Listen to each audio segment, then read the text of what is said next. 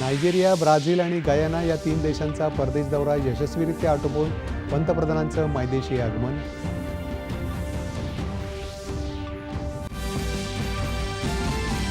पाच दिवसांच्या परदेश दौऱ्यात पंतप्रधानांनी 31 द्विपक्षीय बैठकांमध्ये घेतला सहभाग. विविध आंतरराष्ट्रीय संघटनांच्या प्रमुखांशी साधला अनौपचारिक संवाद.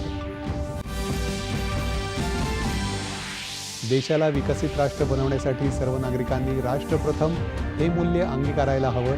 राष्ट्रपती द्रौपदी मुर्मू यांचं प्रतिपादन. मणिपूरमधल्या हिंसाचाराबाबत काँग्रेस अध्यक्ष मल्लिकार्जुन खरगे यांच्या आरोपांना भाजपाध्यक्ष जे.पी. नड्डा यांनी दिलं उत्तर. काँग्रेसचे आरोप असत्य आणि राजकारणानं प्रेरित असल्याची केली टीका. पैसे वाटल्याच्या कथित आरोपाप्रकरणी भाजपा सरचिटणीस विनोद तावडे यांची काँग्रेस अध्यक्ष मल्लिकार्जुन खरगे, काँग्रेस नेते राहुल गांधी तसंच नेत्या सुप्रिया श्रीनेत यांना कायदेशीर नोटीस.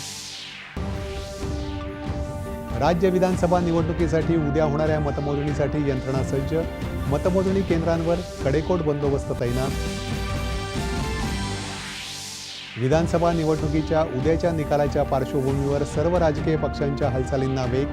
स्पष्ट बहुमतासह काँग्रेस महाविकास आघाडी सरकार स्थापन करेल. काँग्रेस प्रभारी चेन्नी थला. उद्याच्या निकालामध्ये महायुतीलाच बहुमत मिळेल. कोणालाही संपर्क साधण्याची गरज नाही. भाजपाच्या नेत्यांना विश्वास. तर सत्तेत येणाऱ्यांसोबत राहणार असल्याची वंचितची भूमिका. छत्तीसगडमधल्या सुकमा इथं झालेल्या चकमकीत सुरक्षा दलाकडून 10 नक्षलवादी ठार.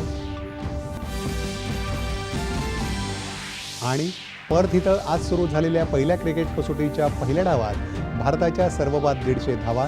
दिवसअखेर ऑस्ट्रेलियाच्या 7 बाद 67 धावा.